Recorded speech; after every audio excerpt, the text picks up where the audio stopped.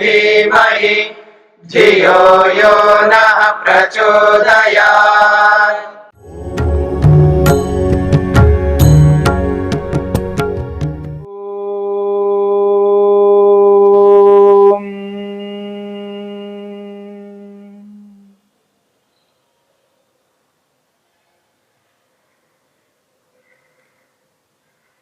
योग विद्या के अंतर्गत मन की अवस्थाओं की चर्चा हो रही है। मन की 5 अवस्थाओं में पहली अवस्था क्षिप्त अवस्था, दूसरी अवस्था मूढ़ अवस्था, तीसरी अवस्था विक्षिप्त अवस्था। मन की तीसरी अवस्था की चर्चा हम कर रहे हैं।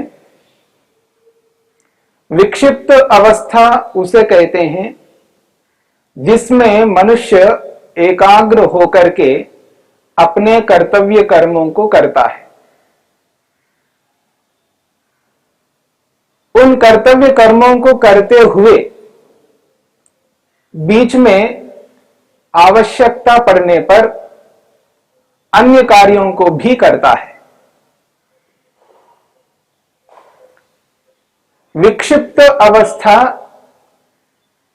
लौकिक व्यवहारों को करते हुए अपने कर्तव्यों को पूरा करना होता है। यदि अपने कर्तव्यों को पूरा करते हुए व्यक्ति आवश्यकता पड़ने पर अन्य कार्यों को नहीं करता है तो लोक में व्यवहार समुचित रूप में नहीं हो पाता है। उदाहरण के लिए एक विद्यार्थी बैठ करके अध्ययन कर रहा हो, बीच में घर में कोई आ जाए, घर के अन्य सदस्य घर में ना हो और विद्यार्थी अपना अध्ययन कर रहा है, बाहर से बेल बजा, घंटी बजी और वो अध्ययन में तल्लीन है, एकाग्र होकर के पढ़ रहा है। तो एकाग्र होकर के पढ़ना आवश्यक है, मन को पढ़ाई में लगाना आवश्यक है, परंतु बीच में घंटी बजी, आवश्यक कार्य आ गया बीच में, तो अपने मन को उस अध्ययन में से हटा करके उस आवश्यक कार्य को करना होगा। यदि ऐसा नहीं करता है तो लोक में रहते हुए लौकिक व्यवहारों को समुचित रूप में न करने से व्यक्ति व्यवहारिक नहीं बन पाता है। क्योंकि लोक में बहुत सारे कार्यों को हमें करना होता है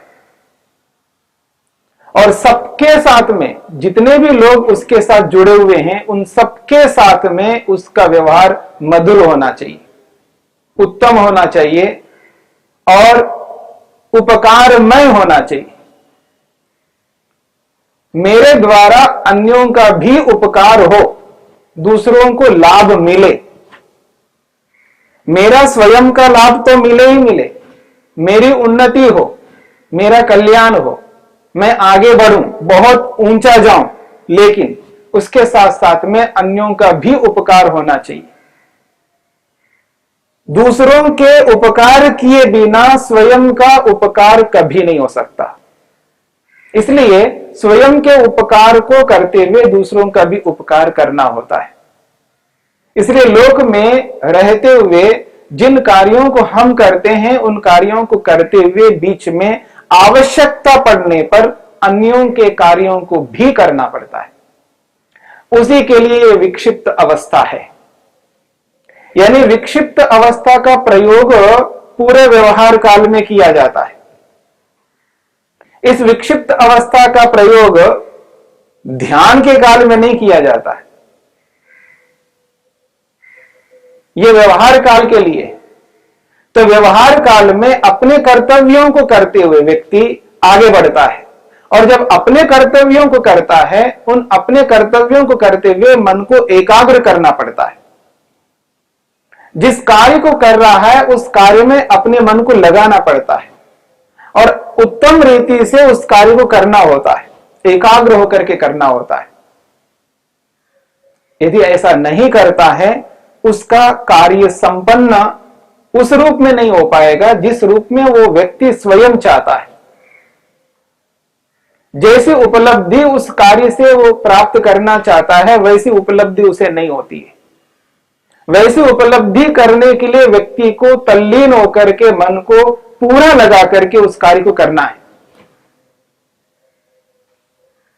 जब उस कार्य को करता हुआ बीच में आवश्यकता पड़ती है, वो अनिवार्य है, उस स्थिति में बीच में उन कार्यों को भी करना होता है। जहां आवश्यकता नहीं है वहां पर वो व्यक्ति और कार्यों को करने लग जाए, तब उन्नति नहीं हो पाएगी। कोई घंटी नहीं बजी, कोई नहीं बुला रहा है, कोई विशेष कार्य बीच में इमरजेंसी का नहीं आया, आवश्यक कोई कार्य नहीं आया, फिर भी अपने मन को इधर उधर लगा रहा है। बाहर आवाज हो रही है, वैसी आवाज हो रही है, उसके साथ उस आवाज का कोई संबंध नहीं है। ऐसे कोई शोर हो रहा है, ऐसे कोई लोग बातचीत कर रहे हैं, कुछ भी कर रहे हो, यदि अध्ययन को छोड़ करके विद्यार्थी पढ़ाई को छोड़ करके अपने मन को उसमें लगा दे, क्या बात कर रहे हैं वो लोग, वे क्यों शोर हो रहा है, ये शोर करने वाले कौन है? अगर उन विषयों में मन को लगाएगा तो अध्ययन नहीं हो पाएगा। अथवा बाहर से कोई शोर नहीं है, कोई अड़चन नहीं आ रही है, कोई बाधा उपस्थित नहीं कर रहा है, कोई समस्या नहीं आई, कोई घटना नहीं घटी, लेकिन अंदर ही अंदर मन से जो पहले के विचार जो मन में बिठा के रखा है, जो स्मृतियां इकट्ठी की हुई है मन में, उनको उठा उठा करके उन पर विचार करने लगे तो अध्ययन नहीं हो पाएगा।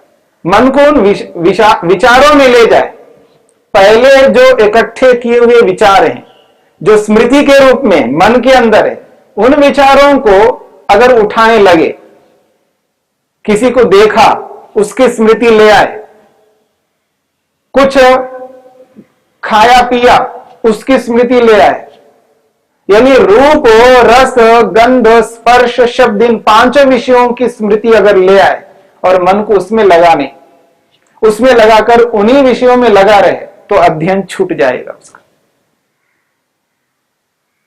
अथवा किसी कार्य में लगा हुआ है और सोच किसी और के बारे में, किसी और के बारे में विचार चलाने लगे, तो वो कार्य वैसा नहीं हो पाएगा। करना था इस कार्य को और देख रहा है उसके लिए, जिस कार्य में लगा है, जिस काम में लगा है, उसमें मन न लगा करके जिस कार्य को नहीं करना है, जिस काम को नहीं करना है, उसके बारे में सोचने लग रहा है, तो भी सफलता नहीं मिल पाएगी। और अक्सर व्यक्ति ऐसा ही करने लगता है। असफलता के पीछे उसका एक कारण है, वो विक्षिप्त अवस्था के काल में क्षिप्त होने लगता है। विक्षिप्त अवस्था को ला करके एकाग्र होकर के उन कार्यों को जब करना होता है, उन कार्यों को उस रूप में ना करके वो क्षिप्त होकर के चंचलता को ला करके और चीजों में लग जाता है। तो विक्षिप्त अवस्था में चंचलता को बीच में लाएंगे तो ये कार्य संपन्न नहीं होगा। ठीक इसी प्रकार से विक्षिप्त अवस्था में रह करके जिस कार्य को संपन्न करना है और उस कार्य को संपन्न करते हुए मूढ़ अवस्था को ले आए, आलस्य करने लग जाए, तो भी वो कार्य संपन्न नहीं हो पाएगा। तो विक्षिप्त अवस्था में विक्षिप्त को ही रखना है, ना वह मूढ़ अवस्था को लाना है, ना क्षिप्त अवस्था को लाना है। यानी ना चंचल होना है, ना मूढ़ होना है, केवल विक्षिप्त ही रहना है। तो उस विक्षिप्त अवस्था में रह करके संसार भर के समस्त कार्यों को व्यक्ति कर सकता है, उचित रूप में कर सकता है, एकाग्र होकर के कर सकता है।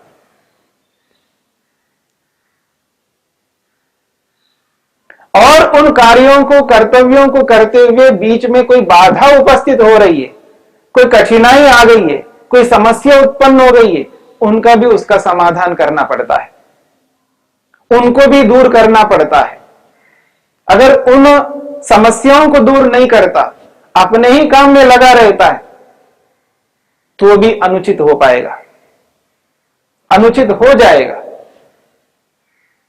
उसको स्वयं को लग सकता है कि मेरी उन्नति हो रही है, लेकिन जो समस्या आई है, जिस समस्या के कारण से उससे संबंधित लोगों की अवनति हो रही है, हानि हो रही है, नुकसान हो रहा है, और मेरे को क्या लेना उससे?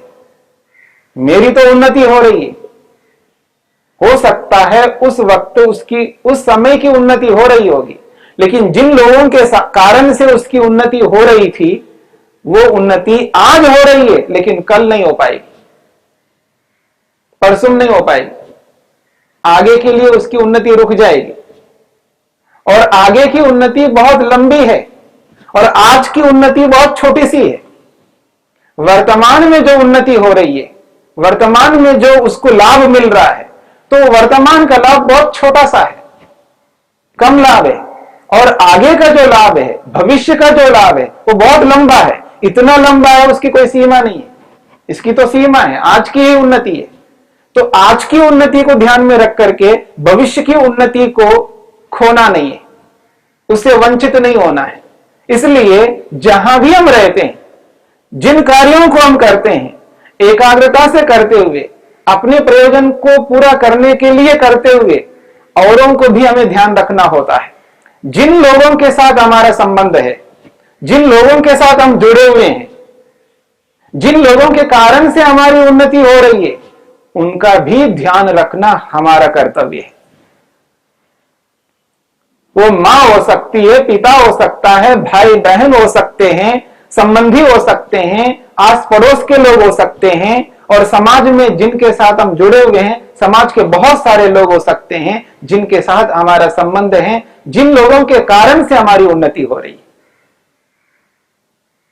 न जाने कितने कार्य हम करते हैं और कितने लोग उन कार्यों से वो जुड़े हुए हैं। अगर वो कार्य हम संपन्न कर रहे हैं और जिनके कारण से संपन्न कर रहे हैं, जिन लोगों के सहयोग से उस कार्य को हम कर रहे हैं, उन लोगों पर भी हमारा ध्यान जाना चाहिए, उनकी भी उन्नति होनी चाहिए। जिस प्रकार मैं अपनी उन्नति उन लोगों के सहयोग से कर रहा हूं, उसी रूप में मेरे कारण से, मेरे सहयोग से उनकी भी उन्नति होनी चाहिए। केवल अपनी उन्नति में संतुष्ट नहीं रहना चाहिए, औरों की उन्नति में भी हमें संतुष्ट होना चाहिए। औरों की उन्नति के लिए भी हमें सोचना है। इसी के लिए विक्षिप्त अवस्था है, और केवल इसी के लिए हमें प्रयोग करना है, यहीं पर करना है। जब तक जागृत अवस्था हमारी रहेगी, जब तक हम जागृत रहते हैं, जब तक हम संवेदनशील रहते हैं, जब तक हम कार्यों को कर रहे होते हैं, प्रातःकाल उठने से लेकर के रात्रि में सोने पर्यंत, सोने तक, इस विक्षिप्त अवस्था में रह करके हम अपने प्रयोजन को पूरा जहां करेंगे, वहां दूसरों के प्रयोजन के लिए भी हमें सोचना है। इसको हम उपकार कहते हैं, परोपकार कहते हैं। उपकार किए बिना स्वयं का उपकार नहीं हो सकता। अन्यों का जो उपकार है, अन्यों के उपकार को भी हमें देखना होगा, दूसरों की उन्नति को भी ध्यान रखना होगा। उसी स्थिति में हम अपना उपकार कर पाएंगे, उसी स्थिति में हम अपनी उन्नति को आगे और बढ़ा पाएंगे। और जिस लाभ को हम लेना चाहते हैं, वो लाभ एक सीमित ना होकर के असीमित हो जाएगा, उसकी कोई सीमा नहीं रहेगा। लाभ की जो सीमा है वो बहुत व्यापक होती जाएगी, और इतनी व्यापक सीमा होती जाएगी, वहां पर अवधि नहीं रहेगी। और ऐसा ही लाभ हम चाहते हैं, न रुकने वाला लाभ चाहते हैं, न समाप्त होने वाला लाभ चाहते हैं, निरंतर रहने वाले लाभ को चाहते हैं। अगर ऐसा लाभ हमको चाहिए, तो हमें औरों पर भी ध्यान देना होगा। मैं जब अपने कार्य को बखूबी से, अच्छे ढंग से, विधि पूर्वक कर रहा हूं, उसको करना है, अपने कार्य पर पूरा संवेदनशील होना है। लेकिन जो हमारे साथ और जुड़े हुए हैं, वो लोग यदि वैसे कार्यों को उस रूप में संपन्न नहीं कर पा रहे हैं, तो उसके लिए मेरा क्या कर्तव्य है? मैं क्या करूं उसके लिए। यदि ऐसा हम विचार नहीं करते, उनके लिए सहयोग नहीं करते हैं, उनकी उन्नति के बारे में सोचते नहीं है, तब हम वहीं पर रह जाएंगे, उसी स्थिति में रहेंगे जिससे उन्नति जितनी होनी चाहिए उतनी उन्नति नहीं हो पाती है। और उतनी उन्नति नहीं हो पाती है तब फिर हम एक सीमा तक उन्नति करके वहीं पर जाकर के रुक जाएंगे, स्टेबल हो जाएंगे, वहीं पर स्थिर हो जाएंगे, आगे बढ़ नहीं पाएंगे। और जिस उन्नति के लिए ये मनुष्य जीवन मिला है, जिस उन्नति के लिए मनुष्य शरीर मिला है, जिस उन्नति के लिए हम प्रातःकाल से लेकर के रात्रि तक मेहनत पुरुषार्थ कर रहे हैं, वो व्यर्थ ना हो जाए। और उसके व्यर्थ ना होने के लिए हमें जो मेहनत करना है, हमें जो पुरुषार्थ करना है, ये ध्यान रखते हुए करना है। इस विक्षिप्त अवस्था का उचित रूप में प्रयोग करना है। विक्षिप्त अवस्था के बीच में क्षिप्त अवस्था को नहीं आने देना है। विक्षिप्त अवस्था के बीच में मूढ़ अवस्था को नहीं आने देना है। जिस वक्त जिस समय हमें विक्षिप्त अवस्था में जाना है उसी समय जाना है, जब चाहे तब नहीं जाना है। जब चाहे तब चंचलता को जीवन में नहीं लाना है, जब चाहे तब मूढ़ अवस्था को जीवन में नहीं लाना। जब लाना है उसी स्थिति में मूढ़ अवस्था को लाएंगे, उसी स्थिति में आलस्य करेंगे, उसी स्थिति में तंद्रा में जाएंगे, उसी स्थिति में निद्रा में जाएंगे। जब चाहे तब नहीं कर सकते। चंचल होना है लेकिन विक्षिप्त अवस्था का प्रयोग करते हुए चंचल नहीं होना है। जब चंचल होना है तो उस कार्य के लिए होना है, उसी स्थिति में क्षिप्त अवस्था को लाना है, जिस स्थिति में जाकर के उस चंचलता से युक्त होकर के उस कार्य को हम संपन्न कर सकेंगे, उचित रूप में कर सकेंगे। इनका सम्मिश्रण जब हम करने लगते हैं, मूढ़ अवस्था का प्रयोग जब करना है तब हम विक्षिप्त अवस्था को लाएं या क्षिप्त अवस्था को लाएं, या क्षिप्त अवस्था में हमको कुछ करना है उस स्थिति में हम मूढ़ अवस्था को ले आए या विक्षिप्त अवस्था को ले आए, तो भी वो काम नहीं हो पाएगा। इसलिए इनका सम्मिश्रण हमको नहीं करना है, उनको उसी रूप में रखते हुए उसी रूप में कार्यों को करना है। इसलिए ये अवस्थाएं हैं, इन्हीं अवस्थाओं में रहते हुए हमको काम करना है। जैसे जिस विभाग में रहकर के जो व्यक्ति जिस विभाग का कार्य कर रहा होता है, वो उसी विभाग से संबंधित कार्य जब तक करता है तब तक वो कार्य संपन्न माना जाता है, उचित माना जाता है। उस विभाग को छोड़ करके दूसरे विभागों को करने लग जाता है बीच में, तो ना उस विभाग का कार्य उचित रूप में हो पाएगा, पूर्ण हो पाएगा, और विभागों के कार्य भी नहीं हो पाएंगे। ना वो कार्य हो पाएंगे ना ये कार्य हो पाएंगे, बीच में लटकते हुए रहेंगे। तो इस रूप में ध्यान में रखते हुए हमको देखना है कि विक्षिप्त अवस्था का समुचित रूप में प्रयोग करते हुए हमें आगे बढ़ना है, तभी जाकर के अपने प्रयोजन को हम पूरा कर सकते हैं।